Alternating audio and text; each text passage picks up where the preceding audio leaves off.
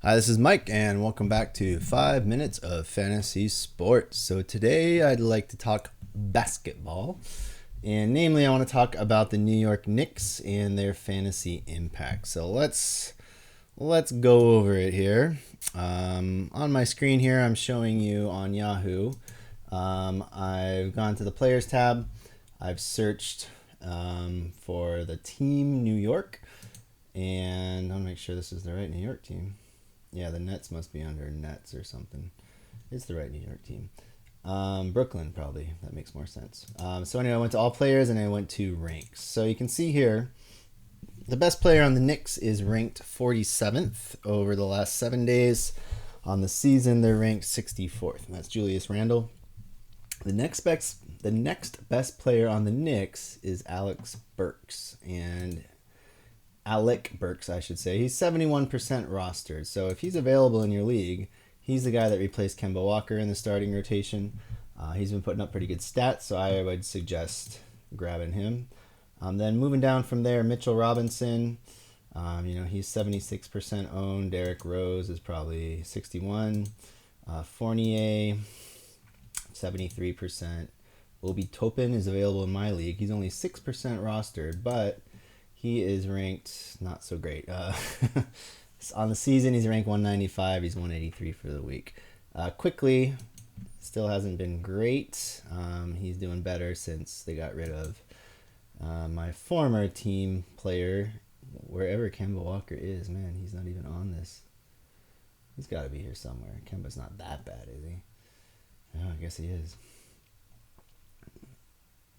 Who's M. Walker? M. Walker is not available. MJ Walker, apparently he's a Knick. Brandon Knight is on the Knicks. Wow, learn something every day. Anyway, I think the Knicks are a team where there will be fantasy value. Someone dropped RJ Barrett in my league, and today he kind of went off. So I jumped on him real quick. If you look at today's stats, this is December 7th. He played 38 minutes, which was a season high, I believe. The reason he played so much is because he hit 7 3-pointers, scored 32 points, 5 rebounds, 2 assists, 2 steals, and only 2 turnovers. So pretty good stats. It was a career high 7 of 8 3-pointers. So this is basically his ceiling, I would say. But even last game, he was 13 points, 4 rebounds, 1 assist. So he's a guy who gets decent amount of rebounds. He's also a guy who'll get you 2 or 3 assists.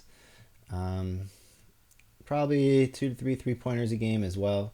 He's been really cold shooting in the beginning of the season, but you can kind of see lately, last 4 or 5 games, he's heated up. So if someone dropped RJ Barrett in your league, like someone did in mine, I would suggest picking him up. He's a solid add. Obi Toppin is putting up good numbers too. He's only 6% owned. He's getting 19, 20 minutes a game, but his shooting percentage is good.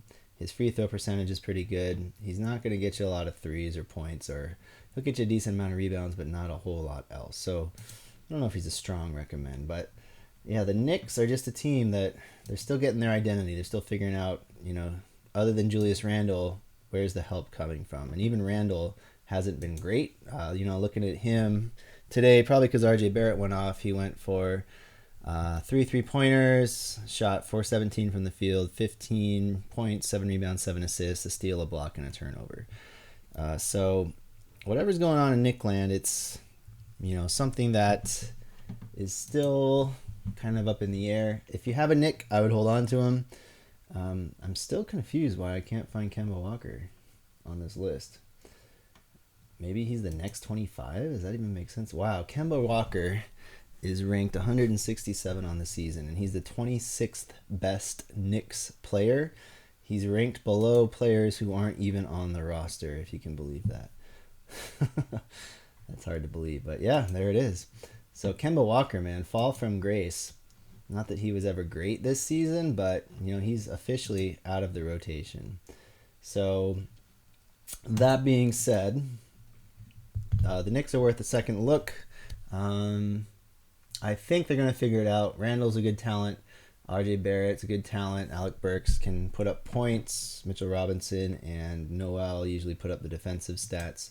So they're all worth monitoring. Noel's just been injured off and on all season. And Fournier's good from distance. So yeah, the Knicks are a team where it's hard.